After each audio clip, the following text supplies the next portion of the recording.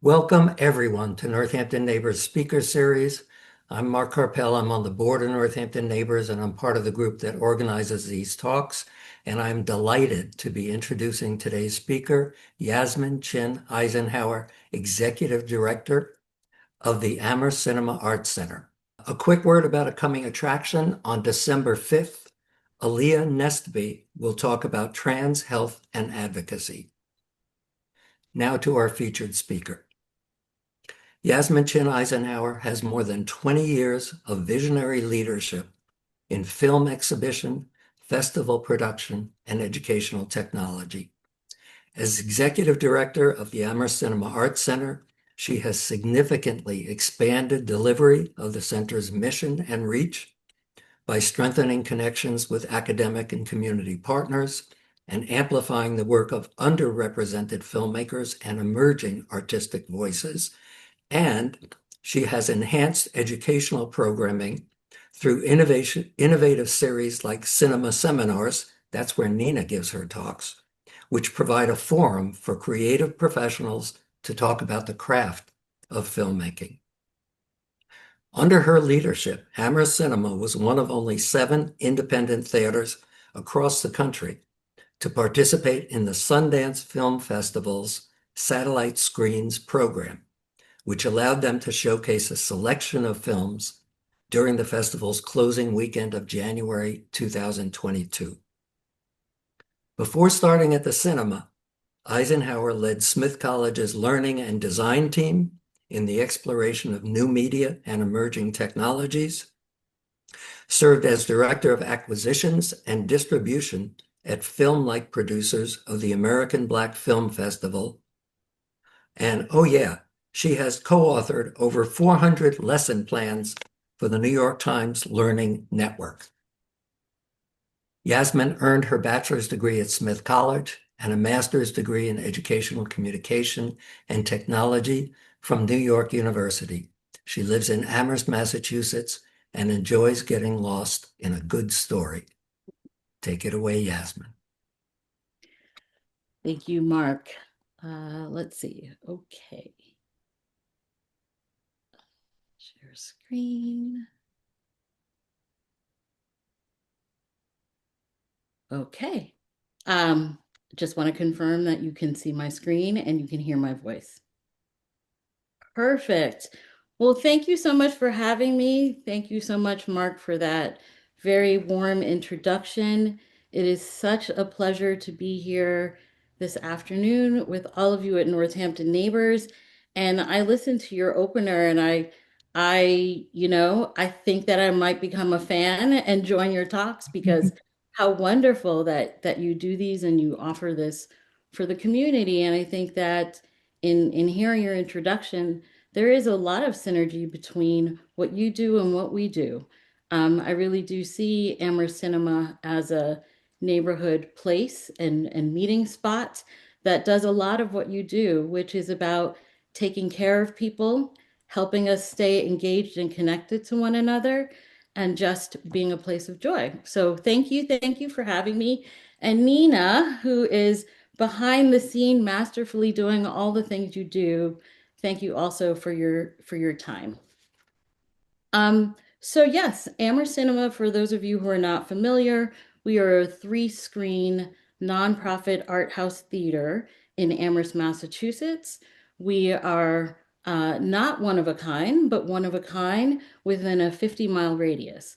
So we are the only opportunity to see and experience art house in its truest form and place south of Vermont and north of Connecticut. So thank you for being with us. And if you are a member, an original supporter, because I fully acknowledge that I might be presenting to a group who were also instrumental in standing up Amherst Cinema, my debt of gratitude to you. I know that this is a place that took everybody. So thank you for that. And I look forward to our talk. So I picked my first slide. And so getting prepared for this conversation, I really thought about who I am in relation to Amherst Cinema, what Amherst Cinema is in relation to our community and what might be a good slide to kind of illustrate who we are. So I picked Dorothy, and this is a young Dorothy who attended a $5 family screening at the cinema, which we hold on Saturdays. And she came dressed as Dorothy with her grandmother and said to me, this is my, and she had this delightful little lisp and said, this is my favorite movie. And she was so, so happy to be with us at the cinema. And I picked it because really, Amherst Cinema, it just epitomizes the fact that we are for all ages and all generations, and we are a place where generations come to enjoy film at any given point in time. And there are just so many good things in the house. And I say that because we're also in a time where the world feels a little upside down. It's not the first time, and it's probably not the last time. But a member of my board said in a conversation, you know, Yasmin, there are a lot of hard things going on. We have a lot of hard conversations within the cinema and as we engage into film. But truly, the cinema is a place of joyful resistance. And that really stuck with me as we think about kind of how the world is happening, but the world and worlds plural that we provide at the cinema. So I invite you to come and share in the joy with us. It is a place where neighbors come to meet. So today's talk and then conversation is really looking at the cinema as kind of then and now. And so I pulled out a couple of pictures as I'm digging in our archives. Amherst Cinema turns 19 years old on November 22nd. And then we're headed straight into our 20th anniversary celebration, which sounds like a lot, but in relation to all of the old established institutions in this area, I think that we're kind of a baby, but nonetheless, we celebrate 20 years. So then and now. So the actual building where Amherst Cinema is contained is a historic building. It dates back to 1879 when it was a horse stable. And it was a horse stable for many, many years, including housing the horses of the Dickinson family that I learned. Then there was a downtown fire in the early 1900s, and at that time, rather than rebuild it as a stable, they chose to sell it, renovate it, and it became a single screen theater. And so it ran, if you look at the right side of the screen, as a single screen for profit theater. Um, and it had 871 seats. So if you've been to our block recently, the marquee that you're seeing right there is where Amherst Coffee currently exists. And it went all the way through to the back of the block. And it operated that way for 7 decades, 70 years. So in digging in the archives again, I just found some pictures of advertising, Amherst Theater, where better pictures are shown.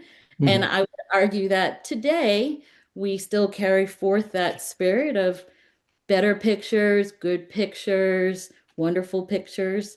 But 70 years of operation. And it might be a little difficult to see those prices, but if you look at that price and the matinee screenings at that time cost 30 cents, and the evening shows were 40 cents, which I think is a very amazing, amazing concept. And so here's a glimpse of inside of what that theater looks like. And I run into a lot of people who tell me that this was a place that they really enjoyed coming to. They would get nickel candies, they would go in. And I also know that as the years progressed, the theater became harder to operate. And so it had some issues with heating, sometimes sound, and it was kind of limited shows. And what happened to this establishment is in the 90s is when we saw the rise of the multiplexes. And so over in the Mountain Farms, AMC Mountain Farms operated. Currently, it's a Cineplex, Cinemark Theater. But the rise of the multiplexes in the 90s really brought the new and the modern and took and pulled audiences away from the center of town. And because of that, folks were just not quite as interested in the experiences that they would have in the cinema. So by the 90s, this cinema, as the community knew it and loved it, um, went out of business. And by 2000, it officially closed its doors. So, very, very sad thing. And that's where it sat for quite some time before a group of, we call them visionaries around the cinema, decided, you know what? There's an opportunity here to look at this, to reconfigure it and reimagine it for the town. And what they thought, the original idea was to build a community art center where they could have a rehearsal space, launch productions, as well as cinema. And so they tried, the original board worked on it for actually 5 years, and it stalled quite a bit. And they were doing it just kind of in fits and starts and didn't really kind of have their legs under them. Then entered our founding executive director, Carol Johnson. And Carol Johnson said, you know, I have an idea for this. Let's get a business plan.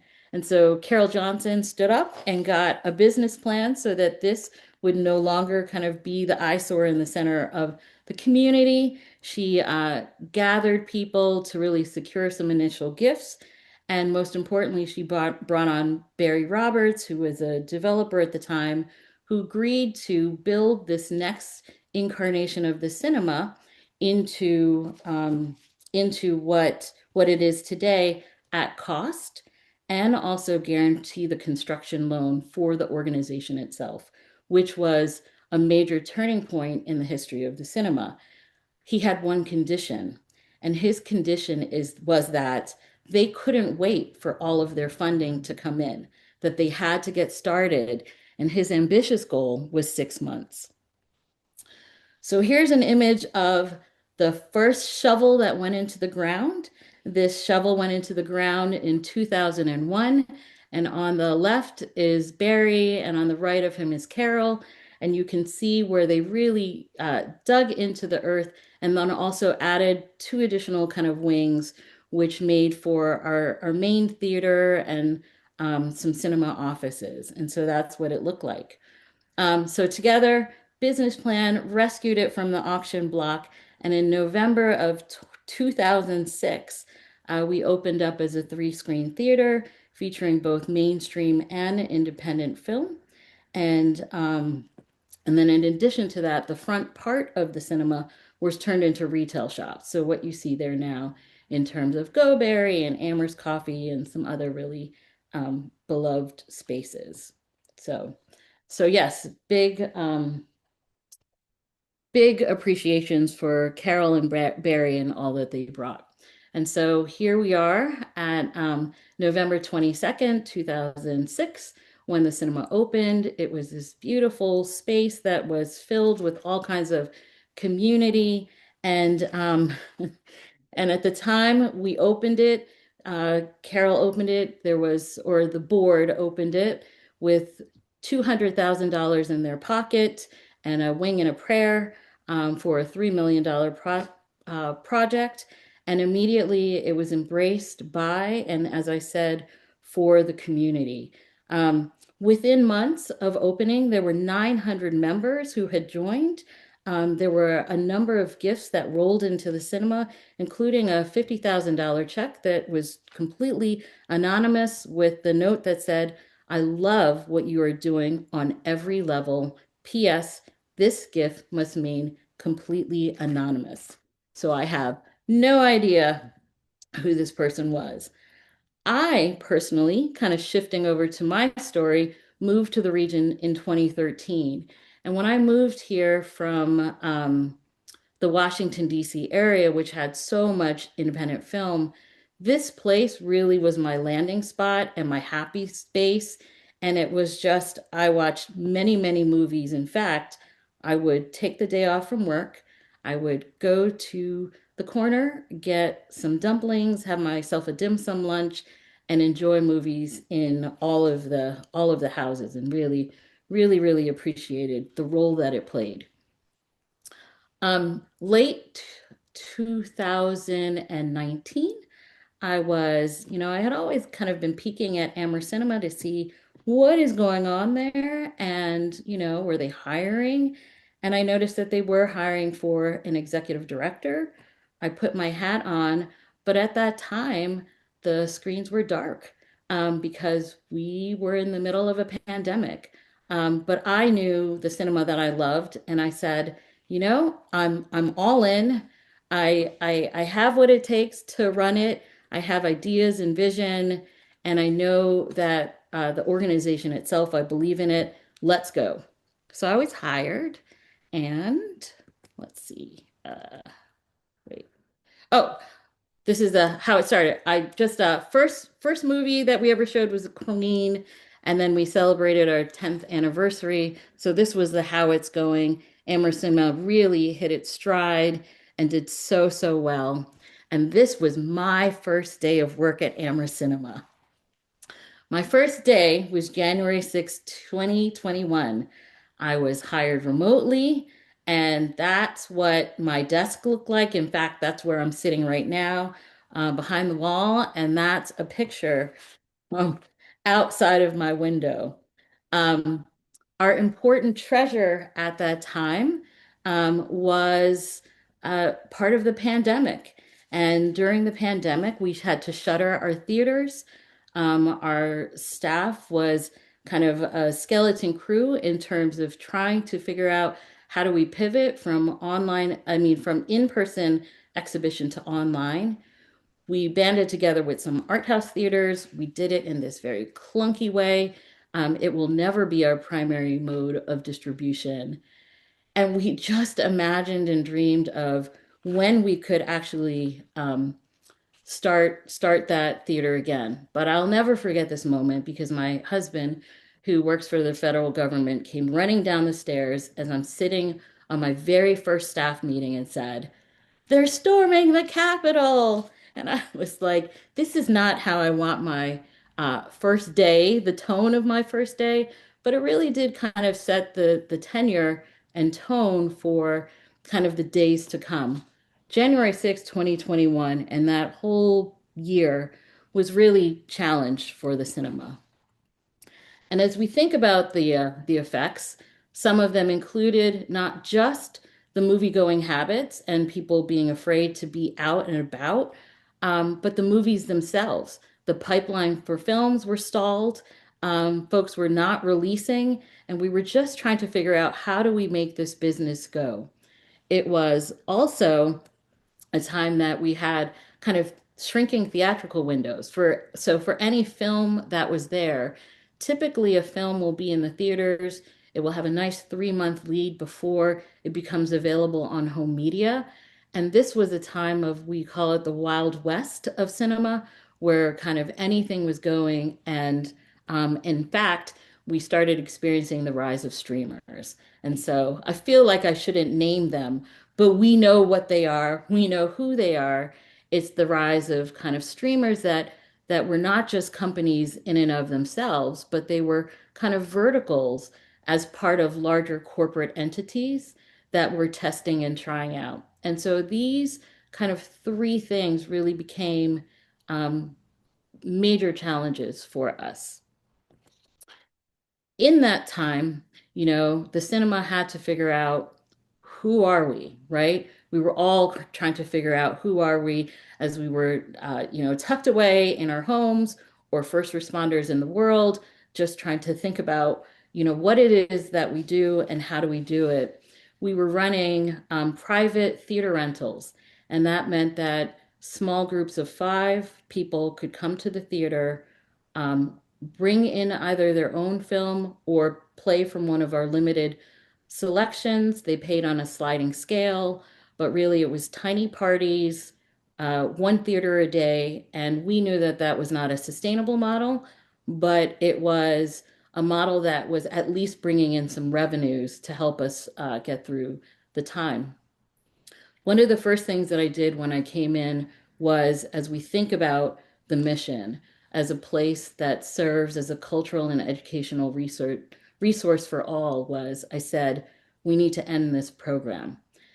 And my staff, reasonably, rightfully so, were concerned about what that meant, taking away and cutting off really the biggest revenue stream at the time. But I said, I want to take our films down to the cost of a ticket, because in a time of a pandemic, when people are struggling, not only are films an escape, but films are something that should be accessible and available to all. So that's what we did. We created this program called Small Group Ticketed Screenings. It was a single party in each theater. It played current releases, and you could not only get it at the cost of a movie ticket, but if you were a member, we would honor your member discount as well. And that was the first time since the start of the pandemic that the members started renewing their memberships again. We started seeing people come through the doors. We had people like, I can't even tell you, in tears that they could finally be out in public, but be out in public in a very safe way, because you were in the public, but yours was the only party in any given theater. And my one particular story that really sat with me was this woman who had been going through chemotherapy during the pandemic. And she was told by her children, absolutely not. You stay at home, mom. You do not leave the house, because there's great risk to being in the public. And she defied them. She bought her ticket for a small group ticket screening. She was the only one in the house, and she came out and she was just in tears. This is what the movies meant to the community at that time. And there are countless other stories of people who came out and what it meant for us to really think about the role in community, how our origin story, and who we were serving. And so we saw for the first time that our revenues, while they kind of went down, what went up were the donations. And at the time, we had 6,600 members at the height of the pandemic. We're now back down into the 5,000s, but we are so grateful for every single member that we have. And so this is just a small kind of map that you can also see in our theater. But really, we are powered by our patrons, our members, generous donors, staff, and board. And I will emphasize that our staff and board really worked hard during this time and continue to work hard as we think about what does it mean to adjust to a new operating reality for movies, and let's go. So as we thought about who are we, there's certain values that started to emerge um, in terms of the types of decision making that we were making. So, we opened at 50%, 25, went back down to 25, eventually went up to 100. We kept some of the programs that started during the pandemic, including what's called mass mornings. And mass mornings are on Sunday mornings, our first matinee of the day. It's 25% capacity of tickets are sold. There are no concessions, and everyone stays masked. And so it's a way to allow folks who might be immunocompromised, still not comfortable, to come and experience the theater. We also recently launched Open Caption Tuesdays that allow members, guests to come in, see movies with the full caption. We found that that's a really wonderful program for deaf, hard of hearing, as well as English as a first language learner, and possibly even folks who are used to reading subtitles on their streamers at home. Another way that we are intentionally inclusive, and this is particularly important now, is we offer free memberships to members of our community who qualify for SNAP and EBT cards, and they comprise 7% of our membership. So they come in or they write to us, present their information, and they get a full silver 1 year membership that allows them to take advantages of all the advantages members get, discounting, free popcorn, sodas, free movies on certain occasions. And one of the, things that we talk about is the role of movies in our lives and the fact that there are many ways to feed people. So intentionally inclusive is this value that we've really leaned on. The other thing that we think about ourselves is as a catalyst for community. This is a place where neighbors meet, neighbors who might not always agree on politics. We just had an election, and I hear in Northampton you had some maybe contentious elections, but at the cinema, people come in from all sides of our spectrum. They bring their full authentic selves, but they can actually come in, enjoy film, have debates, and it's a really wonderful meeting ground of families, of individuals, of just community. The last value that really resonated and rose for us, and I'm just making sure I'm on time, is this idea of being fiercely independent. As an independent art house, we're not driven by corporate decisions. We get to really think both big as well as small in the programs that we bring in. So I think about our educational programming and our value of really continuing the film arts and education and the wonderful programs that Nina comes in and does for us in terms of taking a look at film school in 60 minutes, looking at Casablanca. Nina also recently gave a talk on censorship, and that was paired with the film Cinema Paradiso. And I can confirm that in my row of audience, by the time that her talk was done and the film, there was not a dry eye in my room, in my row. And so it really is this place that when you mix all of these values together, you lean into your values, you do what is right for your community. There is tremendous and great joy to be had at the cinema. Speaking of joy, these are the bags of popcorn in our basement. And, when we think about movies, right, when we think about our movie memories, it's intricately connected to popcorn and the ways that we gather. And this is very different than sitting on our couch and eating by ourselves. So I want to spend some time on some fun facts. We served up, we don't have our stats for 25, but in 24, 3.13 tons of popcorn, 9,226 sodas, uh, 4,586 beer and wine. And the most popular flavor was Italian soda raspberry, and the most popular candy M&Ms, which wins every year and will probably continue to win. Some of the reviews that have really delighted us, because we're at times art house weird, art house serious. My favorite one, somehow I like this place. Man, I got to see more stuff there. You over full schedule.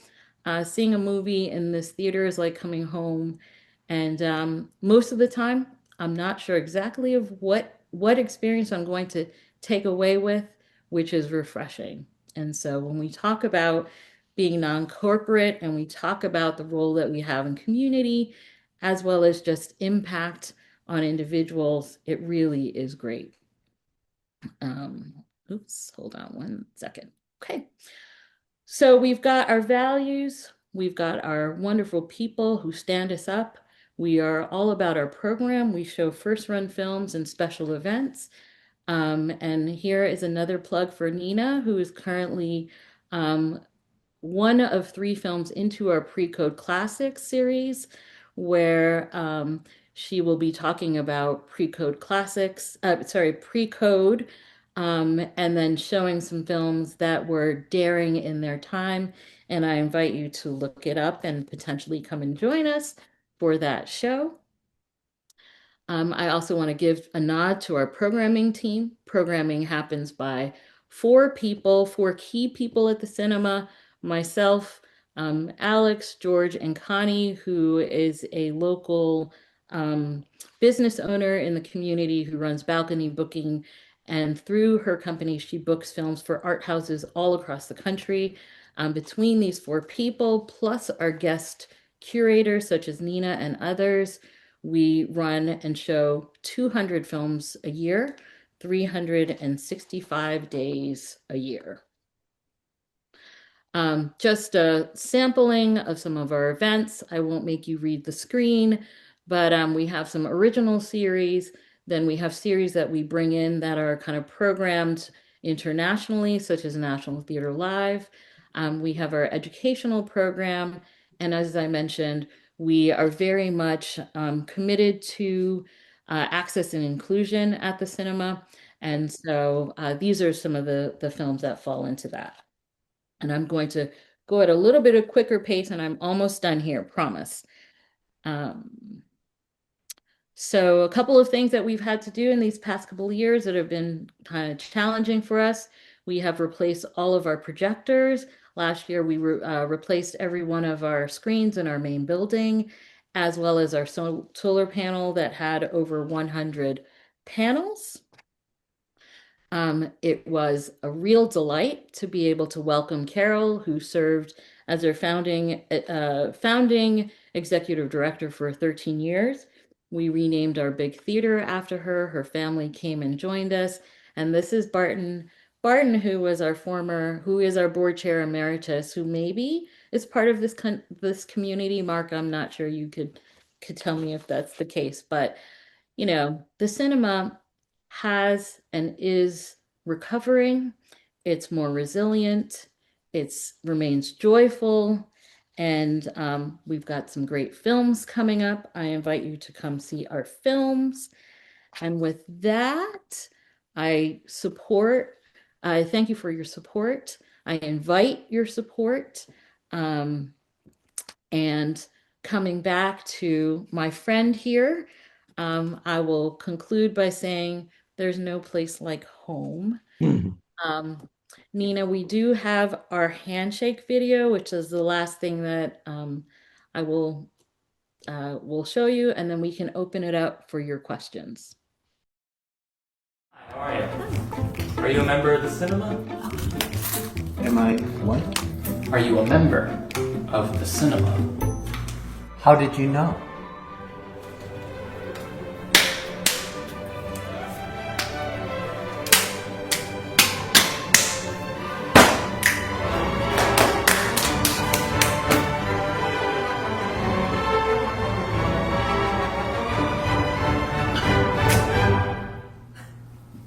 Yes, we are. Thank you very much. Enjoy the show. Thank you. Hi. Hi. Are you a member of the cinema?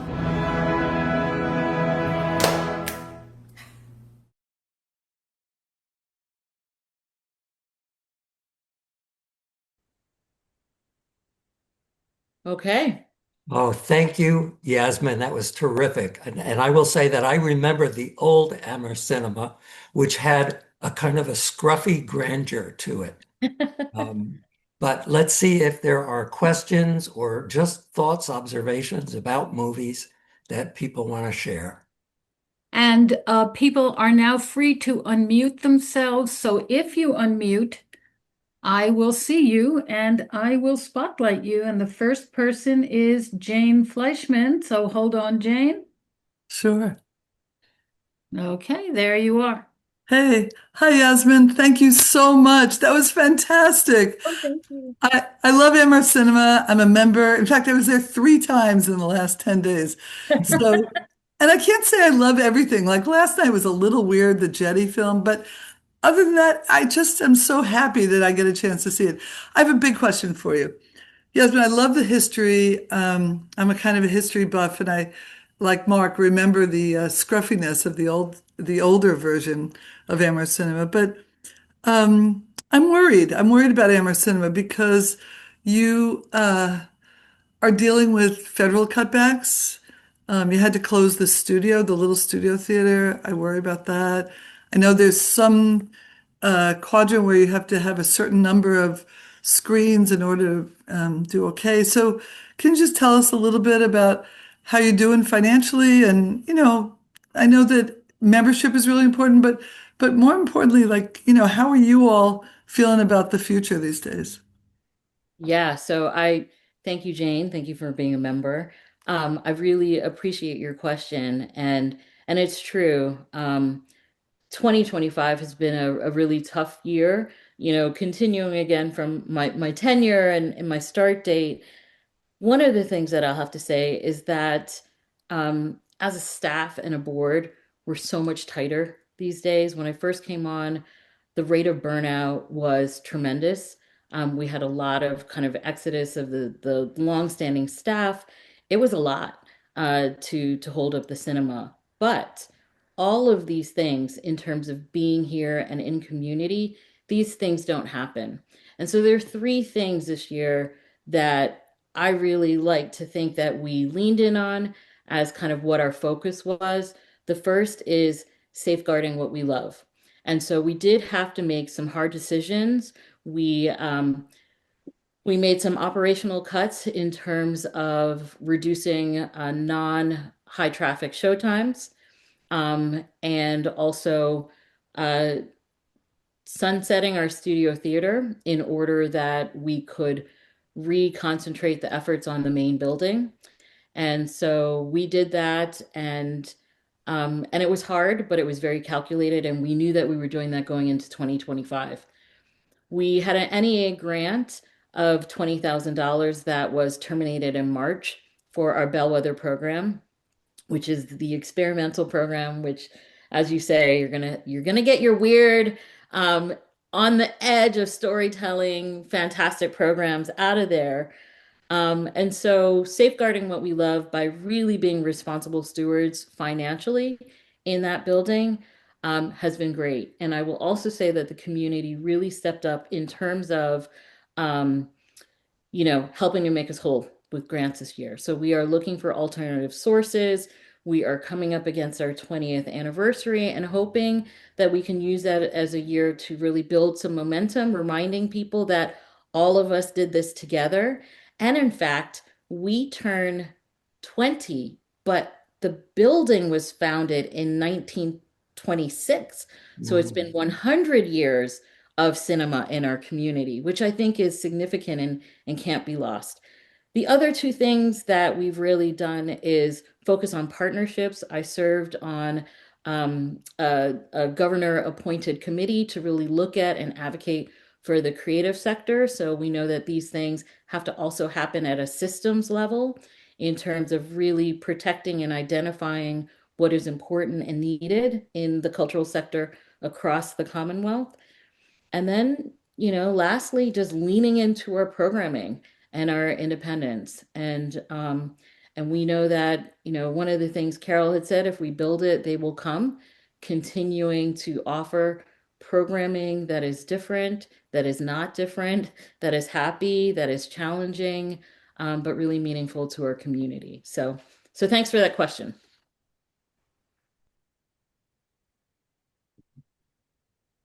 Mark, your spotlit. If you have anybody else who would like to ask, talk about their favorite movies, talk about their best memories of going to Amherst Cinema. Okay. Well, while people are thinking about that, I'm going to tell a story and ask a question.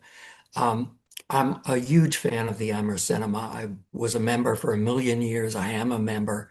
It's the reason that I'm being the point person for this today. I want to tell you a story about your staff. Um, my wife and I bought tickets online for the most recent Indiana Jones movie. And we showed up at the Amherst Cinema and we were all excited. We were going to watch this. It was going to be great. And they said, we're not showing that. And we discovered that we had bought the tickets indeed for the Amherst Cinema in Akron, Ohio. And our seats were there if we could make it there in time. But your two members of your very young staff jumped on their phones and they said, if you go over to Cinemark, it's playing there in 20 minutes. So we got to see it after all. A question is, you mentioned these commercial spaces up front. do they support the cinema in any way via rent or something, or are they wholly independent? So the way that the cinema, and I love that story, and thank you. I will share it with my staff. And it's funny, we have that, I think it was is it Miracle on 34th Street, how there was the staff that is always sending people over from Gimbal to like their competitors. We are not precious about that. We know people want to see certain movies, and so we send them where they need to go to see the movies that they love. Maybe it's Ohio. Yeah. Maybe it's our local neighborhood. Um, but we you know, actually say your question again because The it just question, you talked about the commercial spaces up front, Go Bear. yes, thank Yeah. you. So the I was thinking of a different question. So the way that the cinema was actually divided, it's set up as a condominium. There are three different condos that comprise that complex, with the cinema being one of them. And Jane, I think you'll be happy to know that the cinema, we had a mortgage, we paid up our mortgage. So, when we went through the pandemic, one of the wonderful things is we didn't have to pay rent, which some of our fellow art houses did, and that was a real challenge to them. So it's divided into three different condos that are Kuhn Riddle, the architects, Barry Roberts, who has the commercial level on that first floor, and Amherst Cinema. Hmm. Okay, thank you.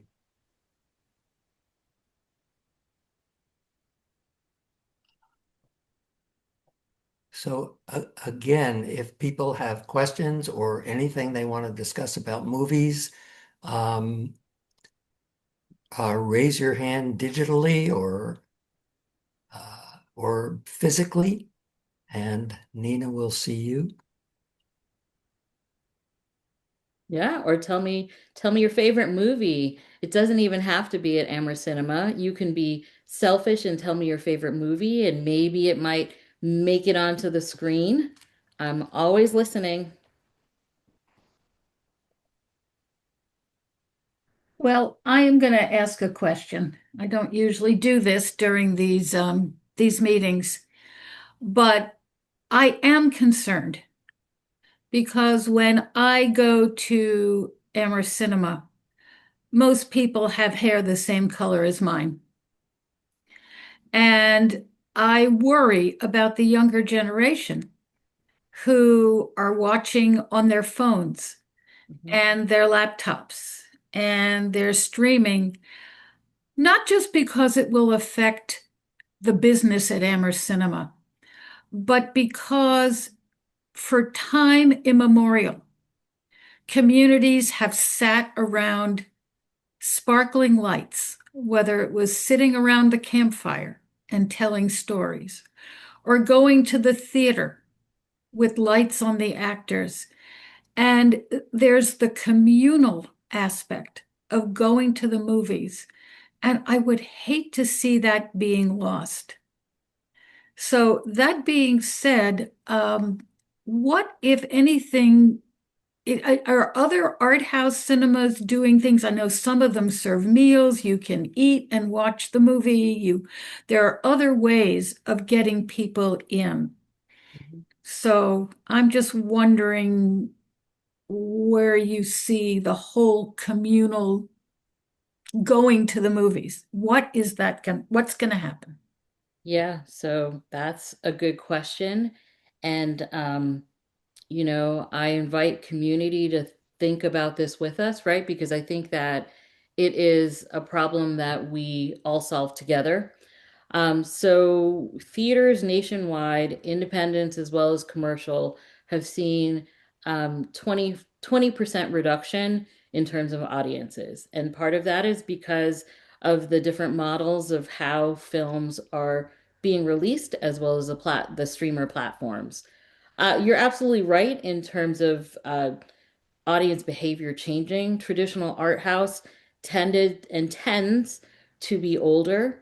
I know that one of the things that has been very popular from the pandemic onwards is this idea of repertory theater. And what we found is that we might program a film that was like Frankenstein, 1931. And there are folks who like saw the original Frankenstein, and then there are those who are very curious about the original Frankenstein. And something that's happened is we're finding that there are these real intergenerational audiences around repertory cinema. So much so that if you look at Cinemark and other commercial theaters, they are also have initiatives to bring the 30th anniversary of this or the 50th anniversary of that. So that is a trend that will probably last. But it's heartening because, a film like Paris, Texas, that we thought, oh, we're not sure what kind of community we'll get for that. We sold out shows. Wow. We also have some interesting programs that we thought, how did that sell out? And there are things that stumble us. So Catfest Video. Catfest Video is a, a short program, feature-length program of compiled internet cat videos. That's all it is. And we programmed 2 screenings of it, and we thought, all right, we've programmed it before. We also programmed New York Dog Film Festival. Cat Video Fest on both occasions sold out. So we programmed 2 more encores of Cat Fest Video, and those sold out. And 2 more of those, and those sold out.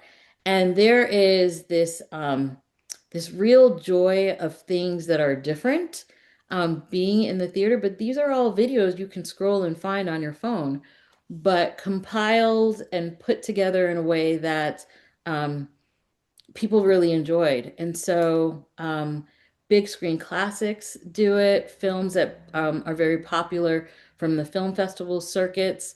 We just recently started a letterbox account, which also tends to skew younger.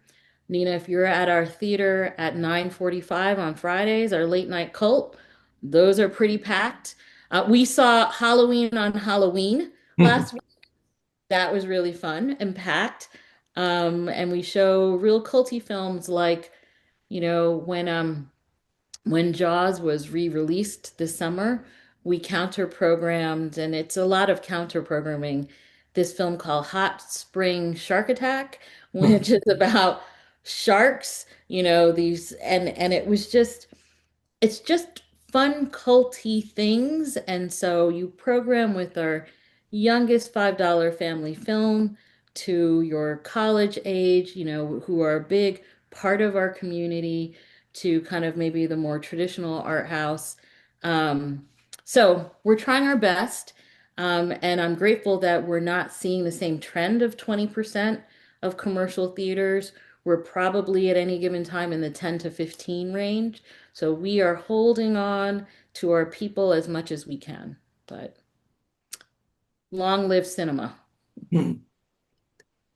Since I can see that no one else has raised their hand, I have one other question. We are in the 5 colleges area, and there are film programs of various kinds at each of these schools. What, if any, relationship does Amherst Cinema have with the local colleges? And is that another way that you could stimulate some kind of interest traffic to the cinema? Yeah, no, that's a great question. We have a really, really good relationships with the college. I will say pre-pandemic, there was so much film on our screen that we didn't have as much room for community programs. Community programs has since been something that we appreciate and invite. And at any given time, we have faculty who are on our stage giving introductions to film. We have a Science on Screen program where we pair a popular film with a speaker. And so we have scientists that we pull from the 5 colleges. Amherst College has this wonderful program where they offer free tickets to their students Thursday through Sunday. So if they come to our shows evening and later, all they have to do is show a valid ID and they get a free ticket. So we've had a lot of really generous partnership and sponsorship from UMass, from all of the colleges, really. And I will say that our board consists of 10 members that also come from various colleges and in the system. So we have a very strong relationship, strong partnerships. As always, things can be deepened, but they also see the cinema really as an extension of their campus and encourage it, especially as an alternative to drinking culture. Go see some movies together, have some conversations about it, dress up for Rocky Horror. We had this film, The Room, and one of the lead actors in that, he brought scripts and he pulled up our college co-eds on stage to do live script readings, which were hysterical. So we think very deeply about how to engage the five colleges and the fullest of their community, and also in terms of saving the cinema and really creating some exciting programs that extend beyond just the movie, but the conversation that will happen with Q&As and filmmakers, or the pre-conversation as a setup to say what's going on in this film, and just help further film education.